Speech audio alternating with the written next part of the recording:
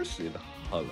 I love Cursed Hollow. A great map to start off any type of best of 3 because it's just a great map that just is very balanced. It's not really huge snowbally in any type of mechanic. Like the mechanic is strong, but not too strong. It's a very nice map to start off.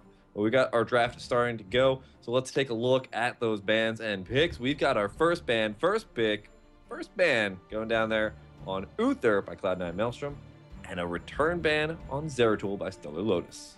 Well, this is definitely a little bit more meta. We have been seeing teams more and more banning out supports as first bans, and typically that does kind of leave it to the second pick to ban out Zeratul. Otherwise, you are going to be facing that Zeratul. We've seen Malfurion bans early. We've seen Uther bans early. We've only, I think, ever really seen Rhaegar bans against Tempo Storm, but they're there. And, you know, it will force us into a first-round pick of supports. Or at least, well, it should. Yeah, I was going to say, Stellar Lotus didn't pick up a support with the Uther ban. Cloud9 Maelstrom can easily pick one of their supports, Rhaegar or Malfurion, whoever they want to go for, and then ban out the other one, leaving Stellar Lotus with something like a Lily or a Brightwing. This was a very nice trap there by Cloud9 Maelstrom. I hear that the other streamers have had actually much more success with Lily, but unfortunately over here on FourCourtJester, it has not been so. We don't have a single win with any of our Lilies, but you know, Cloud9 Maelstrom, trap or no, they're actually not going to force that issue, but they will put in. Wow, they not bring her up. There we go. Tyrande Butcher. Tyrande Butcher. Now that's a really interesting pickup here to go for the Tyrande and the Butcher instead of for the support kind of push out. But of course, if you go for the support push out, that means you have to put 2 bans into supports instead of denying anything else. And that can actually hurt your team composition a little bit. So they don't go for that strategy in drafting, but they do pick up the Tyrande Butcher, which we've said a couple of times yesterday. Strong partnering between those two. Yeah, it's a little bit terrifying right now. We need to kind of get some disengage going. And Stellar Lotus, one of the best disengages they probably could have asked for was Mirrodin, but they already had a Johanna picked early. I really do think that instead of putting like emphasis on tanks, we really do need to get those supports out early because you can run into some issues like this. So what kind of Stellar Lotus options are available for that disengage with the Butcher? Well, Uther's already banned out. Cloud9 Maelstrom, they kind of figured that they would run a Butcher, at least they were going to attempt to, which is why Uther is not going to be a counter pick here for Stellar Lotus. Right, and so there's a couple of other different ways you can possibly take out the Butcher. You can pick up somebody like a Malfurion and go for Shrink Ray at 13. Some sort of Shrink Rays are pretty good. Tassadar is another good one. You want a lot of escapes when you're dealing with this, but you need a cleanse.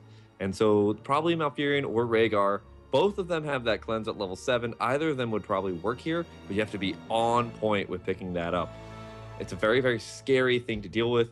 Butcher, though, I mean, there's not really that many things that can really stop him. The only thing that really is critical to countering out that Butcher is really just solid mechanics. As soon as he throws down that brand or you know who the target's going to be, you just have to form your team around them and kind of just outposition the Butcher. So Stellar Lotus is going to be denied the opportunity of an Asmodan. Seeing that Johanna, because it's not a Jaina, seeing that Johanna a bit early kind of does indicate a lot of preference at these high levels that an Asmodan is kind of in the cards, but it's not going to be so here from Maelstrom, and whatever kind of trap that they could have actually pulled here, it's not going to work for the supports. Rhaegar is now going to be added to the roster here of Stellar Lotus. We need some damage, but wow.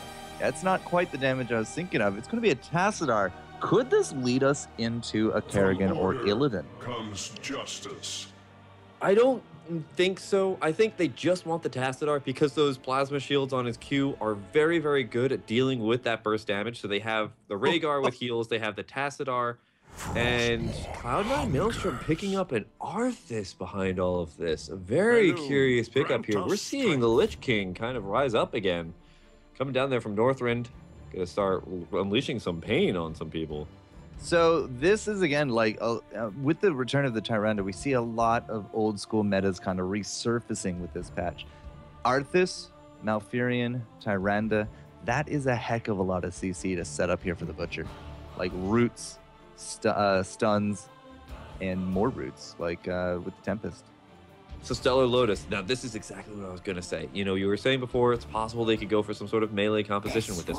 But with the pickup of the Arthas, here's the thing about Arthas. He has no real great way to engage into a team. So Stellar Lotus now has the option to playing a very kite-heavy team. They just start staying on the outskirts of all of the damage there from Cloud9 Maelstrom. If Cloud9 Maelstrom starts landing a couple of those combos, that's going to be game. That's Stellar Lotus loses somebody, and they're going to have to retreat.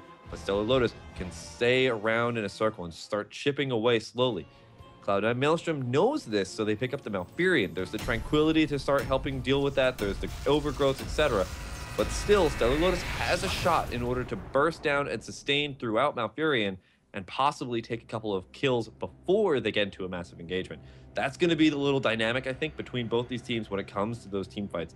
But this is Cursed Hollow. Team fights are going to be forced. Maw for the Malfurion, Maw for the Arthas, Maw for Butcher. Like, if you got any of them, like, you're taking a very important piece out of that puzzle, at least for a little bit. But I don't really think we're going to have the big burst potential. Like, the Zagara by herself, I mean, you're going to have really on-point Tassadar Archon hits with those storms, and you're going to have just great communication there with your Kael'thas, because they need to absolutely collapse on a target, and we're going to have to see if that will come to pass. On the left-hand side, ladies and gentlemen, in the blue trunks, it will be Cloud9 Maelstrom, the first game of them here on stream today. iDream into the top, King Caffeine, Dunk Train, Fan, and K1 Pro making up the roster. Over here on the right-hand side, it is none other than Stellar Lotus Nightmare in the top lane as the jet plane Tassadar. In the bottom, we've got Wargreymon, Carl the Llama, Tojam, and Earl, and Kiefer's all playing their respective heroes. Of course, that's going to be a Zagara, a Rhaegar, a Kael'thas, and a Johanna. So we're going to be setting up the creep highway a little bit here from Wargreymon. If he puts him in these vital spots, he should be able to get some really good early warning about the roam comp. And it's going to be that roam comp, Fan on the melee Butcher, K1 Pro with that Tyrande. Like, going back and forth lane to lane, almost every single lane has another CC to add to the train that is going to be coming to visit your lane.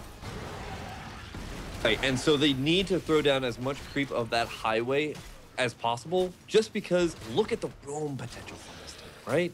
Like, that's scary. You can't easily sit in a lane when there's a couple of people missing. If Cloud9 Maelstrom puts one person in each lane, everything's cool, everything's great, that's fine, but there's still two people who can roam around and can easily eliminate somebody very quickly. Kiefer's now going a little bit into King Caffeine, nothing really too crazy happening there.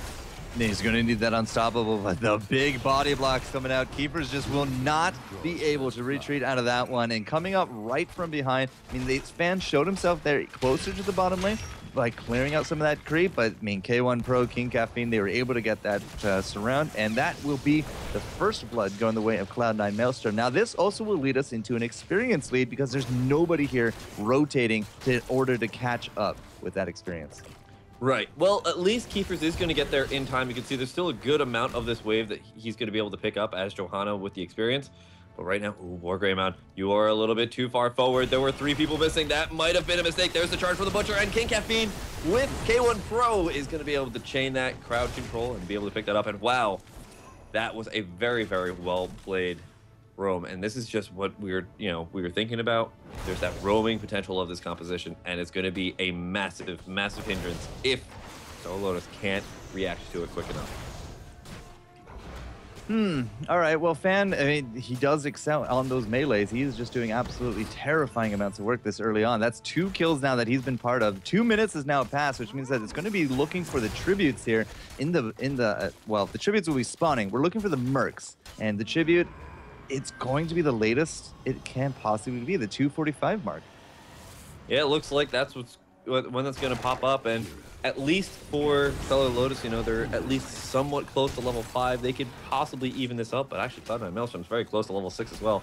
So there's only going to be a level between them, and the talent tiers, of course, level 4 has been grabbed here. We've got that Gathering Power on Kael'thas, so we'll see if Kael'thas later on in the game can pick up a lot of those stacks, and with his long-range assault is going to be able to start whittling away Cloud9 Maelstrom. But wow, Stellar Lotus not feeling comfortable at all with going for that tribute, are going to have to back up here. Yeah, Fan and iDream are actually into the bottom lane. The 3-man push from Stellar Lotus will actually net them a kill on top of that Butcher, coming in a little bit greedy for that War Greymon kill, but iDream was almost able to get it just by himself. Not entirely sure that kind of went the way that they wanted it to, but with a tribute now in their pocket, Dunk Train is actually pushing very hard with these mercs that were grabbed during that tribute phase. Level 6 to 6 is not the biggest of differences. iDream's already low into the bottom as well. King Caffeine will have to hold as iDream goes on home. You know what's funny is in that top lane you were talking about that, it's Dunk Train has been an absolute nightmare, which is funny because Nightmare is over the Tassadar's name, but Dunk Train has been pushing in this Tassadar left and right in this top lane. A very, very solid play coming out there. He's using that Moonburn to really keep that lane pushed, and just Nightmare has been unable to deal with it.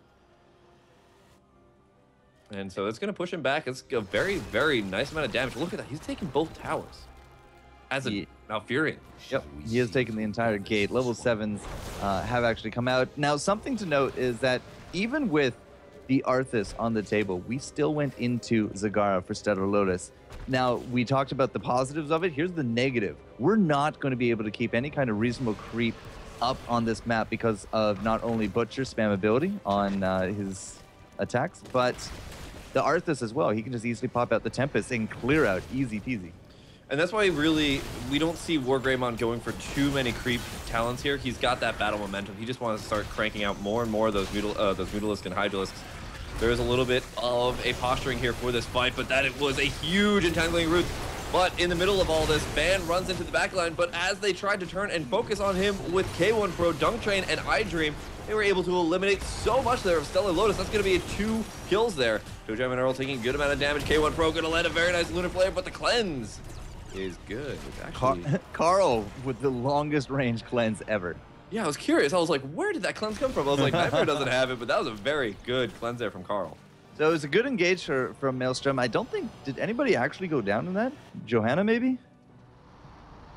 I don't. Either way, everybody's still alive. No, they only have 1 kill, and that was that 1 kill on on Fan in bot lane. Right, but Johanna's on Stellar Lotus. Oh, sorry. Yes, I thought you meant anybody go down in Cloud9 Maelstrom. Yeah, there was 2 deaths on Stellar Lotus. Well, death timers are actually just coming back very quickly here, so they're already back into their lanes and soaking. We do have a mule. It's going to be working its way into the top lane, but with level 10 now going to be on deck here for Cloud9 Maelstrom. This with this tribute, they might actually just be able to seal the deal for a curse. Oh yes, very certainly. I don't think there's really that much that Stellar Lotus can do against this. You know, that level 10, that heroic ability is just far too much. It does so much work. I mean, that's the point of the heroic ability. Super long cooldowns, huge amount of potential that you can really land with it, and that is why Stellar Lotus is completely too afraid to actually go into this fight. So that's going to be an easy tribute for Cloud9 Maelstrom, and that's going to be a curse because that's the 3rd one. Battle momentum on 2 members here from Stellar Lotus. They are going to be looking to just push out as much as they can. 1 boss and a curse. Oh, Kael'thas actually got caught there in the bush up at their boss now as well. And Cloud9 Maelstrom, like, they're going to be collapsing on this. There's not really a lot that Stellar Lotus can do in terms of stopping out this boss because already 2 team members are busy down south. There's a curse pushing in the mid, in the top, and there's just not going to be the presence or the numbers required to stop out the 2nd boss, which is likely just to lead us into all 3 forts, if not more pressure coming out top. Oh wow, iDream being very aggressive here, going in on the Johanna. I don't know if that's going to be able to lead into a kill, but the zoning potential because of all that is going to allow that boss to immediately go straight on in here to that top fort and start just laying waste to it. Meanwhile, Rhaegar still dealing with the boss in the bot lane. They have picked up level 10. They have their heroics now. It's level 11 to level 10. Probably going to be 12 to 11 very shortly. Dunk Train has to pop that Tranquility, but the Maw was already used, so they aren't going to be able to negate that with using the Maw. And so they're going to be able to pick up that Zagara as she's trying to retreat. 1 fort down, 2 fort down. They got another kill. The bottom fort is hanging on by a thread. It is comparatively low-hanging fruit. The Syndragosa to keep Kael'thas from going anywhere leads us into the Blizzard. The Song of Fire and Ice has actually been less popular than this. The double ice storms coming out not only from Arthas but the Jaina as well. We're throwing out the zoning here from our Tyrande with that Starfall, and this is actually going to be a keep. Yeah, this is going to be a very easy keep for them to pick up here, and they're just going to back away. Very, very smart play. Hitting level 13 as well. So with that level 13, they're going to have that talent tier advantage yet again, and that's going to allow them to just walk around. Unfortunately for them, they don't really have too many mercenary camps that they can really pick up here for Cloud9 Maelstrom. But Stellar Lotus has a set of bruisers camps. It doesn't look like Cloud9 Maelstrom is going to actually fight for them either. Fans is going to be into the bottom lane looking to do a little bit of soak. You know, maybe looking for meat. I don't think he's actually dying, so he doesn't really need it. 2 spell shields for Maelstrom, my sir. They are scared of that Kael'thas. I'm not sure scared's the right word, but they really want to make sure that he is as ineffective as possible. You know, we see 2 spell shields, but what else do we see there, Jester? What's on that Jaina? Quibsy? Team? Quibsy? Is that Quibsy? I see a weird talent pickup. I mean, picking up that Icy Veins, not going for any way to disengage. But again, that is an interesting point here, right? Because I'll say before, they have to go for a kiting type of team fight here for Stellar Lotus. If there's never really a huge engage, why would you ever need to pick up that ice block? Well, it's also a confidence factor. I mean, we're 2 levels up. Already a keep is down. I mean, bottom lane is basically getting free push. Top lane, it's Stellar Lotus. They're going to be racing for a fort, but at the same time, Maelstrom can easily get that keep, especially with how many mercs? Just the 1 merc camp there with the Stone Bros. Like, that is not a race that Stellar Lotus would win. Yeah, so as a response, Stellar Lotus is going to back up. A very nice Syndragosa is going to knock out the ability for this keep to defend itself, but unfortunately, there is going to be a bit of a defense here coming out here from Stellar Lotus. They're not going to go silently into the night. Keeper's trying to go in there on Fan, but unfortunately, there was a huge maw that kind of did not work well to their synergy. Ancestral's going to go down here on War Greymon. They are still going to lose the keep, however. Nightmare has to try and get away. Unfortunately, though, the Water Elemental is going to hit him with his auto attack. War Greymon going to get immediately eliminated as well. And that's going to be a 4-person wipe as Cloud9 Maelstrom starts going on the core. 10 minutes into the game. Oh my god. To the victor goes the spoils of this very aggressive comp. Cloud9 Maelstrom putting up a quick win on the board at 10.5 minutes. I mean, as soon as we saw the Tyrande Butcher, we knew we needed to get as much disengage as possible. But with the Mirrodin ban, the Uther already banned out there as well, and Johanna for the Warrior. I mean, Stellar Lotus had very few options to try to combat this, and by the end of it, the Maw was just not enough to put up for the defenses, and that will be a Game 1 victory to Cloud9 Maelstrom. Yeah, Cloud9 Maelstrom definitely showing their their confidence going on into this series. That's the number 2 team currently seeded in North America for not only BlizzCon, but just overall and everything else. They are always number 2 in the last 2 months. They have lost pretty much for the most part only to Tepa Storm. So Tepa Storm probably Tepa Storm has walked through their bracket unscathed, and it looks like Cloud9 Maelstrom is trying to do much the same. Stellar Lotus, unfortunately, is going to lose that game number 1. We'll see if they can take it back game number 2, though, but their play, unfortunately, just wasn't really able to adapt to what Cloud9 Maelstrom was really kind of throwing around. Absolutely not. So, I mean, that's always the big danger when you kind of come back into these higher leagues. It's just like sometimes you get a little bit too confident, sometimes you get a little bit too used to some of the other teams' play styles. But Cloud9 Maelstrom is, you know, the number 2 team right now in North America, and they have Fan. I mean, sometimes even I forget that they have Fan now. Their melee assassin potential has gone through the roof. Anytime we can get a Butcher, anytime we get a Kerrigan or a Zeratul, there's almost always going to be that precedence for it. That is quite true, and I'm actually starting to become a little bit more of a fan of Fan lately. I mean, the setting has definitely gone from about medium to high, and then we put that on oscillating as well. So I'm just shooting out how much I love Fan absolutely everywhere with whatever. I'm like a sprinkler. So I'm pretty excited to see how this is all going to be going in the next couple of games. But Stellar Lotus already, they need to start picking up their play. Yep, so we'll have to see what they choose for a map here in game number 2 when we return. Once more, looking to do some Twitch maintenance to get this going, but the VODs are going to be A-okay. Big thumbs up to that, and Sham2 and I will return here in just a few. Stay tuned.